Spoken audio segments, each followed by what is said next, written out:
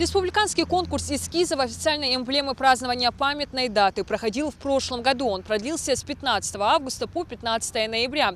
Его целью стала не только популяризация памятной даты, но и активизация творческого труда участников. Внести лепту в организацию празднования главного торжественного события республики мог каждый желающий. Для участия не было никаких возрастных ограничений. Всего было подано 20 заявок, из них рассмотрели 18. Победителям по итогам конкурса оргкомитет и художественный совет определили народного художника Ингушетии Батыра Картоева. Ему полагается денежный приз в размере 30 тысяч рублей. В своей работе художник использовал 3 цвета ингушского флага – белый, зеленый, красный и другие отличительные символы субъекта – солярный знак и 100-метровую башню согласия. Мы еще выбираем между теми работами, которые были представлены. Я не знаю, из каких принципов выбиралась именно эта эмблема. Если лично мое мнение спросить, то это больше на герб. На герб похоже, и отсылка к советской эпохе, к совковой эпохе. Это мое субъективное мнение. Но мое мнение не может не совпадать с мнением остальных. Но это еще не означает, что этот эскиз станет официальной эмблемой празднования 30-летия возрождения ингушской государственности. Минкульт на прошлой неделе принял решение провести дополнительное народное голосование, чтобы жители республики тоже имели возможность принять участие в выборе главного логотипа. Все работы были представлены на официальном сайте ведомства, где и проходило онлайн-голосование.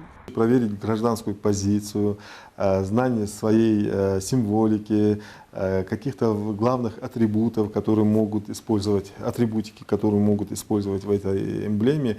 Нам было это интересно, поэтому мы на своем сайте выставили народное голосование. Да, появились интересные работы, появились интересные эскизы, появились жаркие споры по этому поводу. Очень много людей проголосовало. Вот я помню, первый этап голосования, это 2 дня он длился, более 2500, по-моему, человек уже за какие-то, не знаю, неполные сутки проголосовали. Народное голосование вызвало большой интерес у жителей. Также в ходе голосования появились новые участники. Пока на сайте голосования в рейтинге зрительской симпатии лидирует ингушский художник Батыр Картоев. Точнее, его второй эскиз, который набрал наибольшее количество голосов. Будем отсылать нашим коллегам, художникам, деятелям культуры и искусства, подведомственные учреждения, чтобы они тоже еще выразили свое мнение, сказали, что к чему, может быть, все-таки выиграет не тот, кто больше голосов набрал. Все-таки в интернете голоса набрать не так уж и сложно. Вообще Минкульт изначально ожидал, что желающих участвовать в конкурсе эскизов будет больше. Однако отметили авторы всех представленных работ, художники и профессиональные графические дизайнеры. Это работы народного художника Батыра Картоева, графика Хусейна Куштова, кстати, вашего коллеги.